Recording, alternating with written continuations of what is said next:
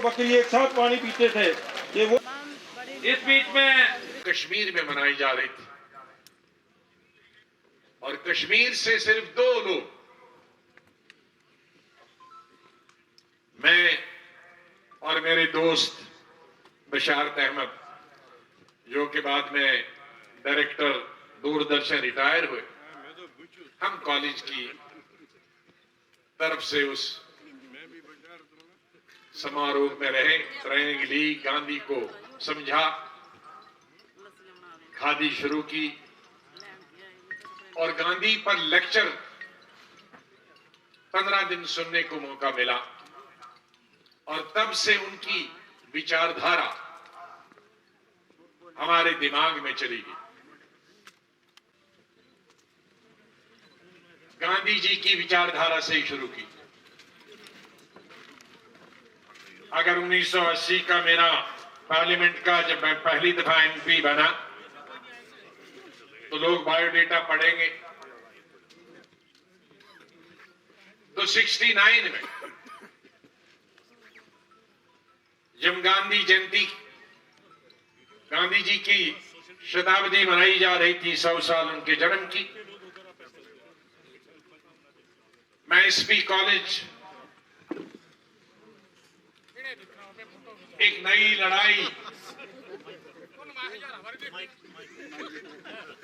महात्मा गांधी जी से आए हुए सभी भाइयों, दोस्तों और बाकी सूबों से आए हुए, मुंबई से, पंजाब से, हिमाचल से, हरियाणा से आए हुए, हमारे मध्य प्रदेश से मेरे साथी जिनका इंट्रोडक्शन मैंने शुरू में ही दिया, उस वसुदेव कुटुंबकम, उस हर एक दूसरे का हाथ पकड़कर इस देश की जो हमारा संविधान है, जो हमारा आईन है, उसको बचाने के लिए अगर महात्मा गांधी ने कांग्रेस का अहद लेकर, कांग्रेस एक तंजीम नहीं बल्कि हिंदुस्तान बनाया था, आज वो कांग्रेस जिसने आजादी की लड़ाई लड़ी, उस गांधी के इस मंच पर अगर हम कांग्रेस की बात ना करें तो गांधी की बात अधूरी रह जाती है। और उन्हीं इरादों के साथ में आज लोग यहां बैठे, इस मंच पर बैठे, साथ के मंच पर बैठे, इस मंच, उसके अंदर वो इंसानियत बाकी है। नहीं तो एक शख्स, वो नौजवान, महीनों में चुनौतियां और होंगी। देखिए, संदेश बहुत महत्वपूर्ण, कई राज्यों में अभी चुनाव होने जा रहा है। 2024 में चुनाव आने वाला, अच्छी बात है कि हम यहाँ आए। तो नुकसान जो है वो जम्मू कश्मीर तो ताज, और इन नेताओं का कहना है कि हम चुनाव केरल तक होना है। ये इस तुम यहाँ से कहते नहीं कर रहे हैं कि अगर इन्हें कि चुनाव हम लड़ेंगे, कांग्रेस पार्टी लड़ेगी, जिसमें ये बदलाव मजबूती से लड़ेगी। गुलाम नबी आजाद है, हमारे दूसरे साथी हैं, तो क्या आने वाले दिनों में कांग्रेस के इनको मालूम है देश के एक एक सूबे का। जो इनके बयान हैं उनसे हम आपको ये विश्वास दिलाना चाहते हैं आने वाले समय में क्या होगा, क्या कांग्रेस इस पर एक्ट करेगी, क्या गांधी परिवार इस पर सोचेगा, कि हमने जब एक लंबा समय जिंदगी का, कांग्रेस बनाएंगे ये अपने आप, जैसा प्रजातंत्र में मैंने कहा, अलग अलग विचारधाराएं होती हैं। ये जो रैली है ये सिर्फ जम्मू में नहीं है, कि जम्मू से संदेश गांधी परिवार संगठन के अंदर भी वो रहती है, रैली है और लगातार ये लोग परिवार के अंदर के बाद एक बड़ा नेता वो इस बात की तरफ इशारा कर रहा है कि संदेश दिल्ली तक पहुंचे। कोई अगर 2 भाई आपस में घर के अंदर बैठ के किसी भी विषय पे, किसी परिपेक्ष में अलग अलग मत रखते हो तो घर थोड़े टूटता है या भाई भाई का दुश्मन हो जाता है, ऐसा तो नहीं होता। पर अगर कोई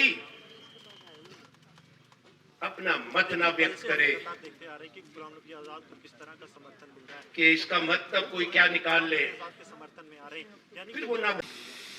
सच्चाई के रास्ते पे चलते थे ये सरकार झूठ के रास्ते पे चल रही है।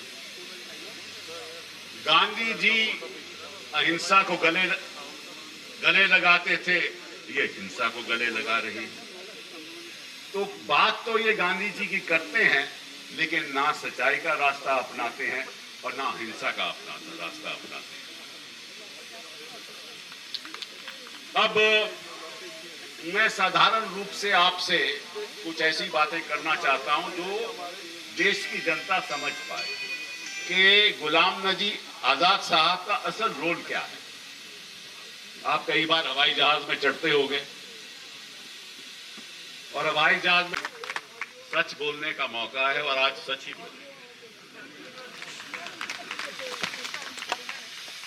हम क्यों यहां इकट्ठा हुए? सच्चाई तो ये है